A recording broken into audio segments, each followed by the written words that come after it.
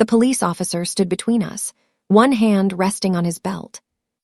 He looked at me, not them, and asked calmly, "Ma'am, do you want them removed from the property?" Behind him, my mother was crying. My sister was shouting. My father wouldn't look at me at all. The house was silent, except for their voices. And for the first time in my life, I didn't rush to fix it. I nodded. Yes. That moment didn't come out of nowhere. 3 weeks earlier, I was standing in the same driveway with my keys in my hand, smiling like someone who had finally done something right. This house wasn't big, it wasn't flashy, but it was mine. Every wall represented overtime shifts.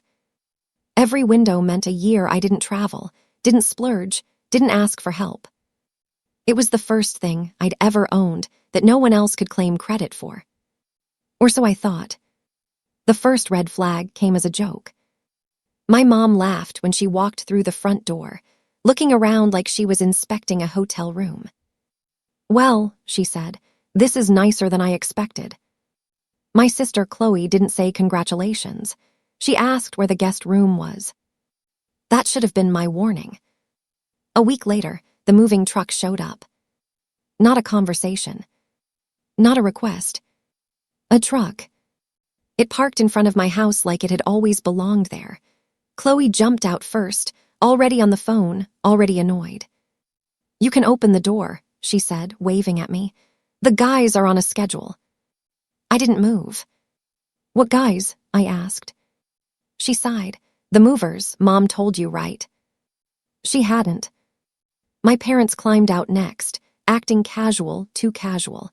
My dad avoided my eyes. My mom smiled the way she does when she's already decided something for you. "We talked about this," she said. No, they had talked about it. Chloe had quit another job, again. Her lease had fallen through, again.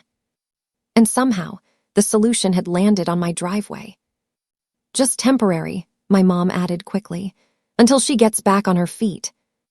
Temporary. Family. You have space. Words I'd been trained to respond to without thinking.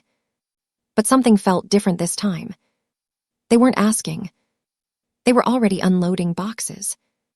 I stood there, watching strangers carry my sister's furniture into my living room, and felt something cold settle in my chest.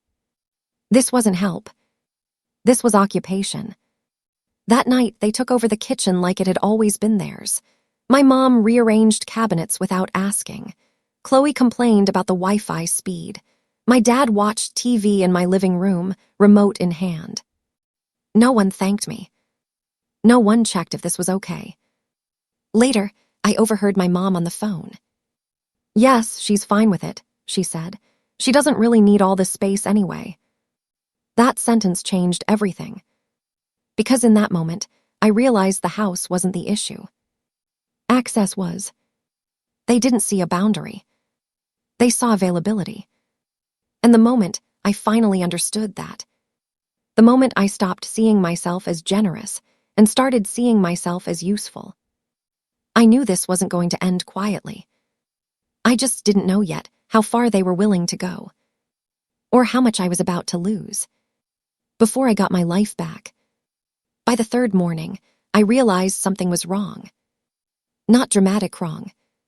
Not yelling wrong. Quietly wrong. I stood in my kitchen holding a mug I hadn't bought, staring at a cabinet that no longer held my plates. My things had been moved, optimized, my mom would say. "It makes more sense this way," she explained when I asked. "You don't cook much anyway." That word again. Anyway. Chloe slept until noon. When she woke up, she complained about the noise I made getting ready for work, my work, the one paying for the house she was living in rent-free. The guest room was no longer a guest room. It was hers. Her clothes spilled into the hallway. Her boxes never got unpacked, they just multiplied, like roots. Every conversation followed the same script. "So when are you moving your desk? You don't really need the garage, do you? We told the neighbors you'd be hosting Thanksgiving." Told. Not asked. I tried to push back gently at first. Let's talk about how long this will be. I need my space to stay mine. I didn't agree to this. My mom's smile would tighten just a little. You're overthinking. She's family. Why are you making things difficult? And just like that, the problem was never the behavior. It was my reaction to it. The first real argument happened over something stupid. The locks. I came home one evening and found the front door unlocked. Again. I need the doors locked, I said. It's not safe. Chloe rolled her eyes. Relax, nothing's going to happen.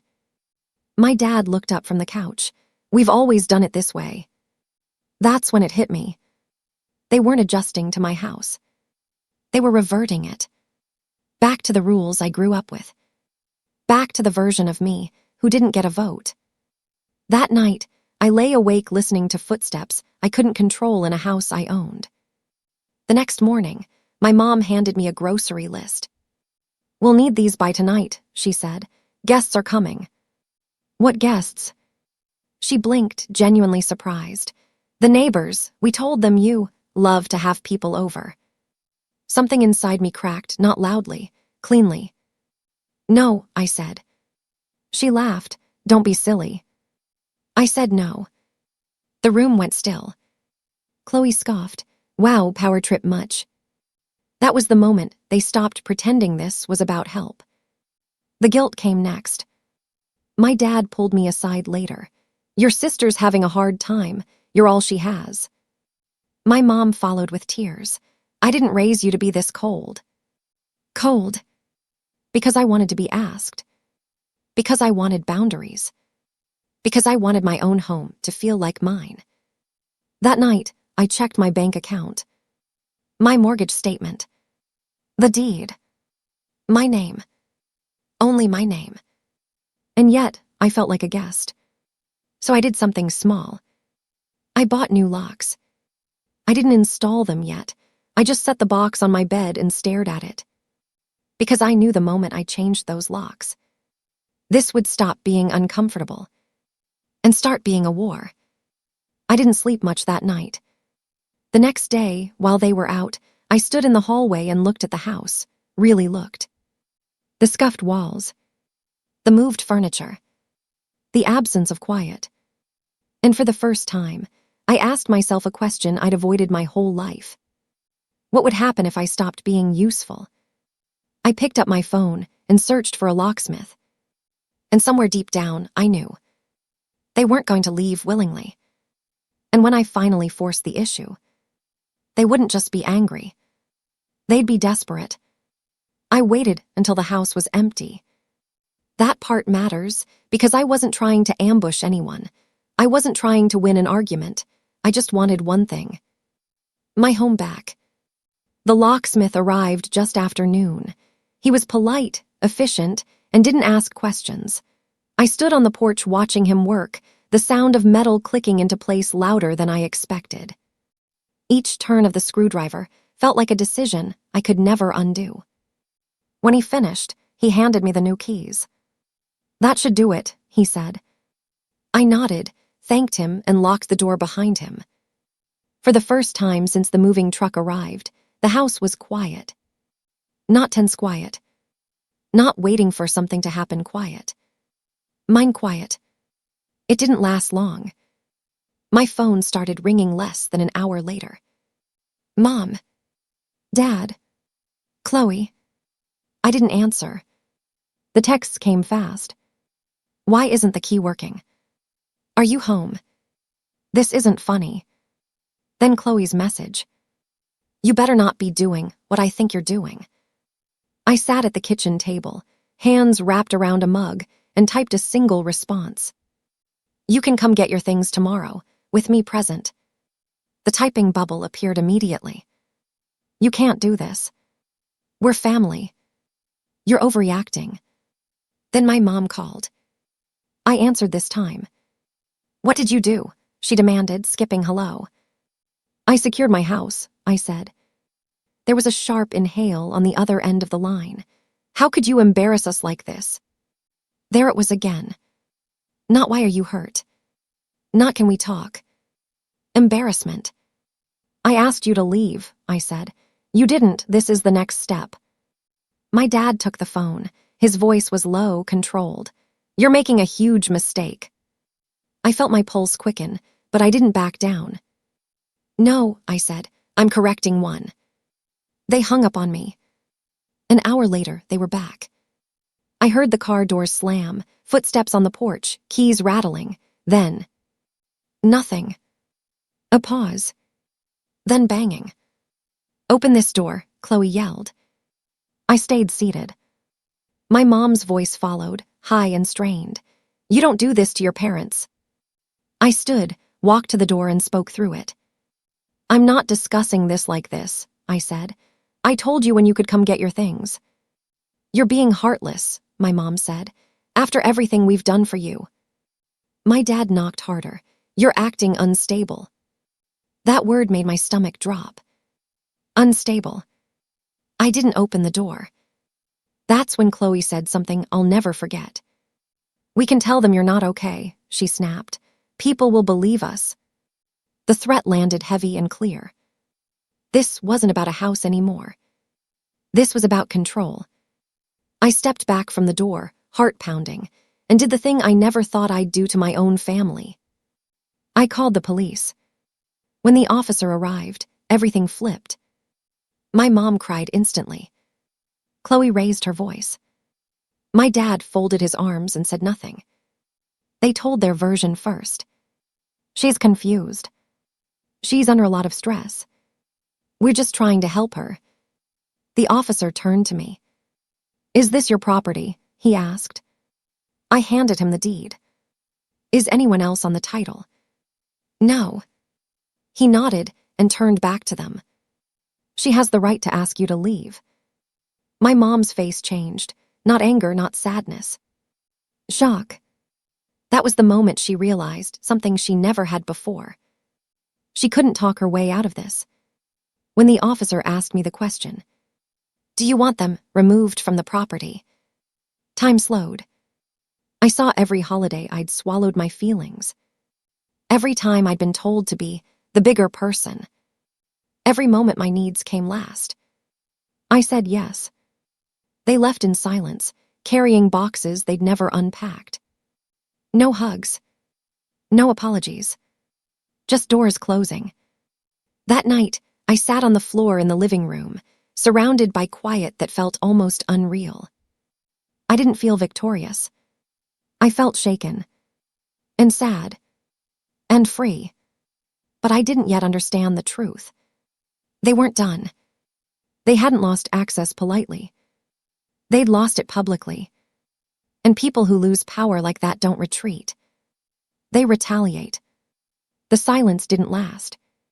It never does when people aren't used to hearing, no. The first message came the next morning. Not angry. Not dramatic. Cold. You didn't have to do this. I stared at it longer than I should have, because that sentence wasn't about reconciliation, it was about rewriting history, about turning my boundary into an attack. I didn't reply. By noon, the messages multiplied. Emails. Texts. Missed calls from numbers I didn't recognize. My mom left a voicemail that sounded rehearsed, calm, reasonable, almost convincing. We're worried about you, she said softly. Your behavior yesterday wasn't like you. We just want to make sure you're okay. That's when I felt it. Not fear. Dread. Because concern can be weaponized. The next day, someone knocked on my door. I opened it to a woman holding a clipboard, her smile polite but professional. Hi, she said. I'm with Child Protective Services. We received a report. My stomach dropped so fast I had to grab the doorframe. There's no child here, I said. She nodded. We're aware the report was about you. That was the moment I understood how far they were willing to go. Inside, she asked careful questions about my mental health, my support system, whether I felt overwhelmed, whether I had thoughts of harming myself or others. I answered calmly, truthfully. She took notes, observed my home, The locked doors, the clean counters, the quiet. After 40 minutes, she closed her folder. "There's no cause for concern," she said gently, "but I do recommend limiting contact with anyone causing you stress." I almost laughed. When she left, my phone buzzed. A text from Chloe. "Guess you should have just let us stay." That's when the fear hit, sharp and real. This wasn't a misunderstanding anymore. This was punishment. Over the next week, the retaliation spread like a slow leak. Relatives stopped returning my calls. Friends asked vague questions. Someone posted online about ungrateful children who abandon their parents. My name wasn't mentioned. It didn't have to be. Then came the letter. A formal envelope, legal letterhead. They were suing me. Not for the house. Not for rent. For a loan. 10 years ago, my parents had helped with a small down payment, money they'd insisted was a gift. Now, suddenly, it was a debt, with interest. I sat at the kitchen table holding the letter, my hands steady but my chest tight. They weren't trying to win. They were trying to exhaust me. That night, I didn't cry. I opened my laptop. I pulled bank statements, text messages, emails where my mom had written, "We're happy to help. Don't worry about paying us back." I called a lawyer the next morning. He listened quietly as I told the story, all of it. When I finished, he leaned back and said something I'll never forget. "They're not angry you set boundaries," he said. "They're angry you made them real." That was the first time someone said it out loud. With help, I filed for a restraining order, documented the harassment, the false report, the threats. When the court date came, my mom cried again. Chloe rolled her eyes again. My dad stared at the floor again. The judge didn't. He granted it. As they walked out of the courtroom, my mom turned back and said, quietly, venomously, "You didn't have to destroy this family." I didn't respond. Because for the first time, I understood the truth. I hadn't destroyed anything. I had simply stopped holding it together by myself.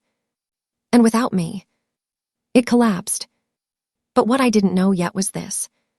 The retaliation had one final move left. And it would force me to decide who I was willing to be. When the noise finally stopped, I thought the restraining order would end it. That was my mistake. Because when people lose access, they don't always walk away. Sometimes, they try one last time to take something instead. It happened on a Tuesday night, quiet, ordinary, forgettable. I had just finished dinner when my phone lit up with a notification from the security app I'd installed weeks earlier. Motion detected, back door. I froze. Then another alert. Motion detected, back door. My heart started pounding as I pulled up the live feed. At first, all I saw was darkness and the glow of the porch light. Then a figure stepped into frame. A woman, hoodie pulled low, hair tucked back. But I knew that posture. That impatient way she moved. Chloe. She wasn't knocking. She wasn't calling. She was trying to pry the door open. I watched her shoulder the frame once, twice, then she stepped back and kicked it. I didn't scream. I didn't hesitate. I called the police.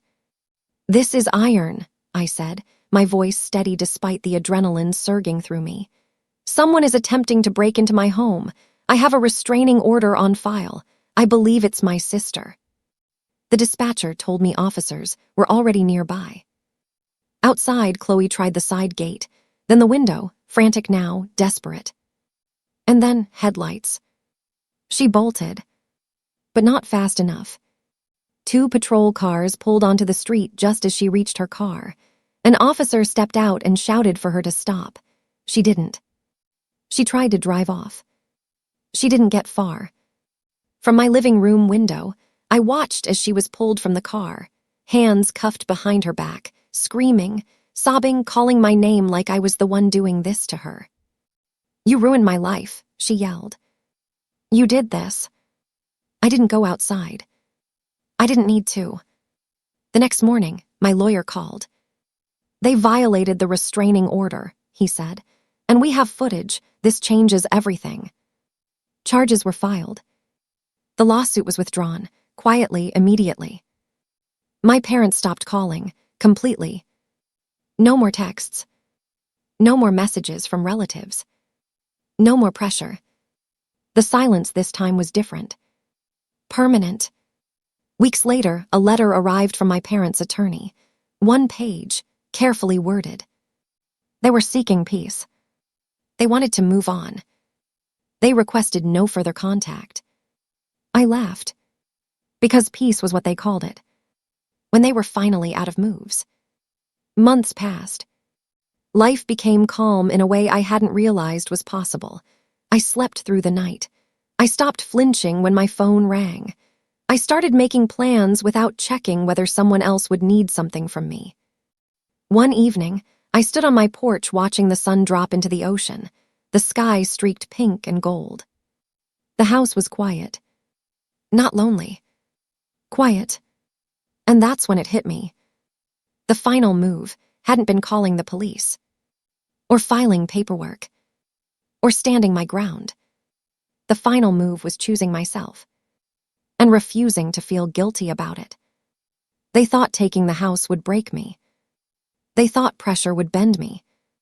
They thought family meant ownership. They were wrong. Because the moment I stopped playing my role, I won. And this time, there was nothing they could take back.